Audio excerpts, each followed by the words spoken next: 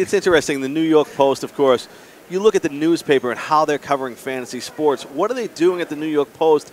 And is it going to expand? Like, it wasn't that long ago that people thought fantasy sports in a newspaper like the New York Post would be crazy. You know, I still get it. I was still asked a couple of times today, you know, today and yesterday, post us fantasy sports? I'm like, yeah. You know, we've been doing it for years. I mean, myself and Drew Loftus, who does the fantasy football, we're trying to, you know, make this a thing where the Post is a viable source. You know, we're teaming with Nando and Scott, and we have the right team to do it. And we've expanded. I've gone from, you know, having maybe a column or maybe a half page or maybe being in the paper to having a full page every week, you know, guaranteed. And, you know, they trust in me and Drew. I hope they do. And we're just trying to put out the best possible product we can. And we hope people continue to read. And I'm trying to just make it as fun as I can with the team name and my little quick hits. I throw in a little joke here and there.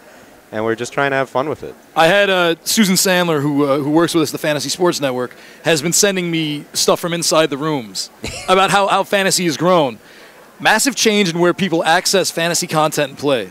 61% watch more live sports because of fantasy. 37% use smartphones or tablets for content and play. That's just... Yeah.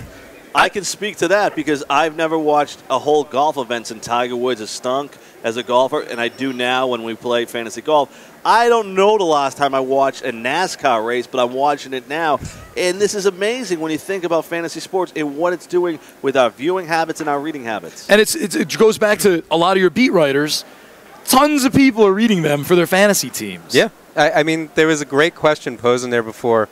Would fans rather hear, like on Sundays for pregame for football especially, would fans rather hear the analysis from, you know, Chris Carter or Ditka and Keyshawn versus, you know, a fantasy analysis? Like, which one would they rather hear?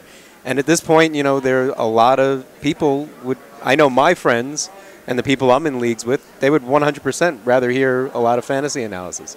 But at the same time, a lot of the analysis that the experts are giving or the former players are giving, it can also be taken into a fantasy context. It doesn't have to be just, you know, that. That's the hard thing in this industry because it's been a long time. Now we have a 24-hour, 7-day-a-week fantasy sports network, so it's changing. But anytime it was talked about fantasy, it was guys that were former athletes. And it wasn't guys playing fantasy. Now with FanDuel and DraftKings bringing so much exposure to this, we're getting guys on ESPN. We're getting guys involved in DraftKings and FanDuel have their own TV entities. And we're doing it right here on the Fantasy Sports Network. Yes, we are. This is a great thing for fantasy sports plays. Look, we got a full page of the New York Post, man. What more could you ask for?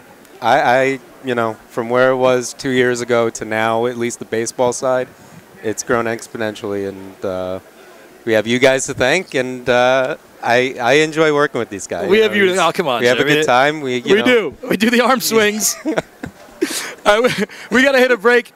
Jarad Wilk from the New York Post, our fantasy savior. Enjoying the rest of the conference, man. Thanks a lot for having me on. I appreciate it. We'll see you at the bar tonight. Most definitely. Yeah, pretty much how we say goodbye to everybody. See you at the bar tonight.